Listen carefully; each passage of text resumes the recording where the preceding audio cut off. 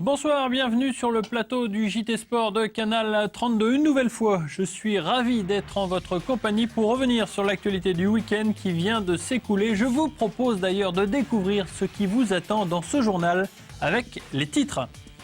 Gros plan sur la lutte pour le maintien dans le championnat de National 3 de handball. Le HBCSC était à la recherche de leur deuxième victoire. On évoquera aussi le rugby avec les joueurs de Saint-André qui eux aussi cherchaient à relever la tête après leur défaite de la semaine dernière. Dimanche, ils jouaient contre Épinay-sur-Orge. Et puis enfin, nous terminerons ce journal par un clin d'œil au basket fauteuil. C'était la première rencontre à domicile pour le Chat en grande difficulté en championnat.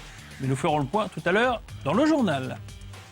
En attendant, je vous présente nos invités du soir. Ludovic Luquin, le manager du team Luquin, en compagnie notamment de deux de ses pilotes. Avec lui, nous reviendrons sur la belle saison du team Aubois dans le championnat de Super Motard. Mais avant d'évoquer les sports mécaniques, parlons des sports collectifs avec le championnat de France de handball de National 3. Le club Savino-Chapelain est actuellement en pleine déconfiture avec une seule victoire au compteur en compétition. Samedi soir, on attendait une réaction de l'équipe du HBCSC qui, pour la première fois, alignait une équipe au complet, ce qu'elle n'a jamais pu faire cette saison. En encaissant un 5-0 d'entrée, l'équipe du Morsan-Fleury ne s'est pas vraiment facilité la tâche face à une équipe auboise qui avait visiblement les crocs samedi soir. Bien posé en défense et irrationnel en attaque, le début de match a été à la hauteur des espérances d'Olivier Dufour. On s'est facilité le match en début de rencontre, parce qu'on a pris un excellent départ en menant rapidement 5-0.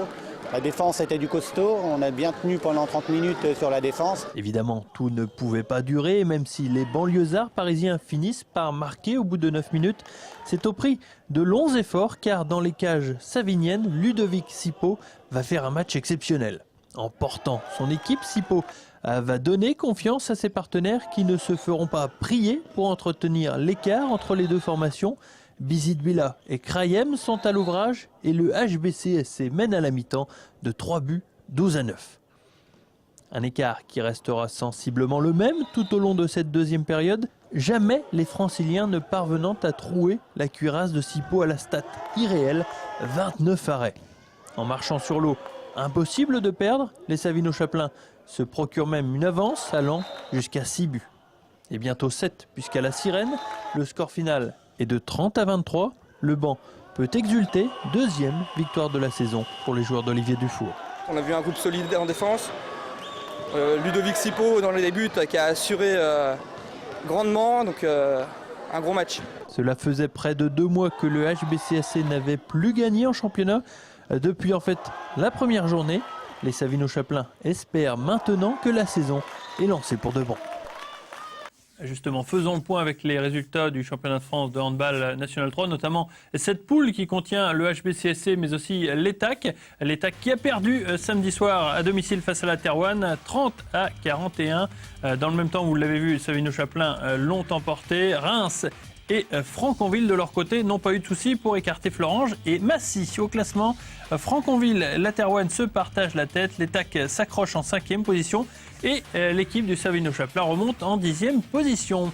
La suite des résultats, c'est avec le handball féminin Sainte-Maure 3 qui est disposé sans trop de problèmes d'Amnéville, 31-24. Dans le même temps, Montargis et Palentorchamps, les leaders, s'en sont sortis sans dommage. Et au classement, c'est toujours Montargis en tête, un point d'avance sur Palentorchamps et sur Sainte-Maure 3 qui est en embuscade. En National 3, Rosières-Saint-Julien relève la tête avec un succès sur la lanterne rouge. Bonny, 34-26. Villiers, de son côté, et Villemomble n'ont pas eu de soucis pour écarter Colmar et Dambach. Au classement, Villemomble est en tête à égalité avec Villiers et Yutz. Rosières-Saint-Julien n'est pas si loin que ça, en 8e position, avec 12 points. Même s'il n'y avait pas de football ce week-end, cela ne nous empêche pas de jouer avec l'Estac pour gagner des places lors du prochain match de l'équipe troyenne à domicile, le 2 décembre prochain contre Istres. Il vous suffit d'envoyer le mot club au 71 003. Vous serez tiré au sort pour gagner les 6 places mises en jeu. Envoyez un texto, le mot club au 71 003. Évoquons le rugby à présent avec la deuxième prestation à domicile cette saison pour le RC Saint-André les Vergers. Lors de son premier match à Bianchi, les Drillas s'en étaient plutôt bien sortis avec un succès. En revanche, à l'extérieur, le RCSA cumule 2 défaites assez lourdes. Ce match contre Épinay-sur-Orge était donc l'occasion de confirmer les bonnes dispositions des Aubois sur leur terrain. Grosse entame pour les rugbymen de Saint-André avec dès la 2e minute une percée plein champ du centre, Bosquet, relayé par Romain Cara inscrivant le premier essai des Drillas. Un essai transformé par Munier. Mais paradoxalement, suite à cet avantage, le RCSA va subir le retour d'Épinay-sur-Orge. Laxiste en défense, les avants semblent submergés et sont obligés de faire faute pour stopper les joueurs adverses. Des fautes qui conduisent à des pénalités, mais surtout à un essai du 3e ligne francilien, Jardel, à la 26e minute. Ouais, je reconnais, enfin moi personnellement j'en ai fait pas mal parce qu'il est venu me dire à un moment, l'arbitre, le capitaine a arrêté un petit peu de faire des fautes, mais bon, on a un groupe qui est assez jeune, on a encore beaucoup de difficultés pour se remettre en place et on essaye de s'en sortir comme on peut, donc on fait des fautes. Grâce à leurs lignes arrières, franchissant souvent la ligne d'avantage, le RCSA maintient l'illusion et obtient un écart un peu plus significatif avec cette pénalité de Rodriguez, 10-5. Écart réduit à 10-8 avec 3 points du demi de mêlée adverse Pires à la sirène. Des visiteurs qui passent même devant au score avec ce drop réussi dès la reprise par l'ouvreur Matoua, 10-11. Mais le RCSA a de la ressource et reprend la tête grâce à cet essai de Furlin à 18 minutes du terme. Ce ne sera pas suffisant toutefois pour contrer les velléités adverses, d'autant que les joueurs de Saint-André vont jouer à 14 pour les 10 dernières minutes. Malgré une résistance héroïque dans les ultimes secondes, le pilier francilien Deluno plante un essai qui crucifie le RCSA. 15-18 avec la transformation. Saint-André peut s'en vouloir. C'est pas grave, la saison est encore longue. Peut-être qu'on redescend nos attentes d'un cran, mais l'essentiel, ça va être de se faire plaisir et puis de construire, parce que là, qu'on a quand même malheureusement, au début de l'année, on était parti sur un gros groupe. Là, maintenant, avec tous les blessés qu'on a, on est très jeune. Aujourd'hui, il doit y avoir 23-24 ans de moyenne d'âge, même pas, et dont 2 gars qui faisaient leur premier match de rugby. On peut pas se satisfaire de ça, mais bon, il y a des petits points sur lesquels ils sont bien, quoi, voilà. Deuxième défaite d'affilée pour les joueurs de Saint-André qui semblent avoir pris un coup sur la tête suite à cette défaite. Il faudra toutefois recharger les accus pour le prochain match afin de ne pas sombrer dans la morosité. Allez, encore une défaite donc pour le RCSA. Allez, le coup de projecteur de ce lundi sport est réservé cette semaine au championnat de France de National 2 de basket fauteuil. Les Troyens du Chat sont engagés dans cette compétition où, il faut bien le dire, ils ont beaucoup de mal depuis le début de la saison. Ils n'ont pas encore gagné le moindre match, autant dire s'ils comptaient sur les 3 points de la victoire samedi soir en recevant Meaux. Difficile début de saison pour l'équipe du basket fauteuil du Chat, confrontée à des blessures ainsi qu'à une série de matchs à l'extérieur. Du coup, la formation auboise semble avoir perdu tous ses repères et enchaîne les défaites les unes après les autres. Samedi, contre Meaux, il n'était que 6 sur la feuille de match. On a des joueurs, comme je vous dis, il y a même encore des joueurs actuellement qui sont blessés, qui n'ont pas l'autorisation du médecin pour pouvoir jouer, comme moi et 2 autres joueurs. Mais si on sera un effectif de 8-9, déjà au niveau de la fatigue, je pourrais faire tourner l'effectif. Cela n'a pas empêché les Troyens de jouer avec leurs armes, principalement le courage, mais aussi le jeu en contre-attaque, une arme qui s'est révélée fort utile pour revenir au score après avoir été mené 12-1 lors du premier quart-temps. En étant même devant au score à la mi-temps, les Aubois surprennent en tenant la dragée haute à cette équipe francilienne au banc bien mieux fourni. C'est ce même banc qui fera sans doute la différence en fin de match. Accablé par les fautes et la fatigue, le Chat s'incline une nouvelle fois dans ce championnat. Et la différence s'est faite sur le dernier quart, dans les 5 dernières minutes, manque de shoot, de réussite au shoot, lucidité, donc beaucoup de fatigue parce qu'on n'a pas pu se faire remplacer. Donc plein de choses qui font que la victoire n'était pas à la clé, quoi. La semaine prochaine, le Chat se déplace à nouveau avec une rencontre prévue contre Chalon-sur-Saône. Peut-être la première victoire en vue.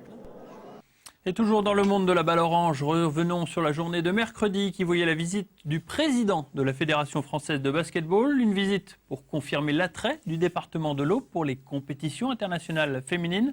En effet, depuis quelques années, le comité organise un stage puis un tournoi pour les équipes de France jeunes. Un reportage d'Annabelle Millet. Le président de la Fédération française de basketball a passé la journée à Troyes afin de se rendre compte de la situation de ce sport dans l'Aube. Le département compte 1100 licenciés, dont 40% de joueuses, un nombre que les dirigeants aubois souhaiteraient voir évoluer. Et cette journée est dédiée aussi pour épauler les efforts de nos clubs, et notamment du club leader Sainte-Savine Basket qui, on l'espère, accédera peut-être à la NF1 la saison prochaine. C'est aussi un moyen de rencontrer les élus pour évoquer le basket dans le département, son avenir, son devenir, comment les élus sont à même de nous épauler, de soutenir nos clubs qui sont au plus haut niveau, comment faire pour qu'ils progressent et qu'ils soient au niveau de l'élite. Si plus de jeunes basketteurs, plus de grands joueurs et ainsi plus de compétitions attractives. Pour ça, il faut qu'on amène des plateformes sportives du basket ici de façon assez récurrente. Alors soit c'est une vraie opération coup de poing sur un champion d'Europe, soit à un moment donné c'est un événement récurrent dans lequel des équipes de jeunes viennent ici faire des tournois par exemple. Voilà, c'est important. Ensuite c'est peut-être, on est quand même dans un pays de foot ici, il y aurait peut-être la spécificité de développement du basket féminin. Et je pense qu'ici dans des villes moyennes, dans ce département, il y a quand même un créneau très intéressant. Et puis je crois qu'il y a une équipe qui tourne pas trop mal ici, donc après tout pourquoi pas. Et c'est en pensant à l'avenir du basket féminin au bois que Jacques Daumont a invité Laure Savasta sur le parquet du COSEC 3. La jeune femme est une ancienne internationale, ancienne pro du basket, une joueuse qui se sent concernée par la motivation des acteurs du basket au bois. On sent vraiment un engouement et on sent que les gens ont envie de bien faire, que ce soit le président du département, que ce soit les conseillers techniques, essayer de faire au mieux pour enseigner, faire passer le message, faire venir du monde, toucher le public. Et moi je suis très sensible à ça, sachant que pendant des années avec l'équipe de France féminine, on s'est battu pour faire valoir notre sport et on sait très bien que le basket féminin se vend difficilement. Alors pourquoi pas Troyes, porte-drapeau de la discipline? C'est ce qui a été évoqué en tout cas à l'occasion d'un déjeuner de travail. On a avancé sur quelques pistes, sur un événementiel récurrent. Pourquoi pas l'équipe de France féminine dans un proche avenir, faire un tournoi amical. Et puis imaginer peut-être de faire monter une équipe d'un club. Et pourquoi pas du basket féminin à un certain niveau. Voilà. Le rêve de club élite et d'organisation de compétitions d'envergure sur le département peut devenir réalité. Mais pour cela, chaque acteur devra être aidé dans son action par des bénévoles, des parents, un encadrement renforcé qui permettront au terreau fertile de donner quelques plans d'exception. Voilà, on se retrouve dans un moment avec donc le team Luquin avec nous sur le plateau. Et pour le moment, c'est une page de publicité.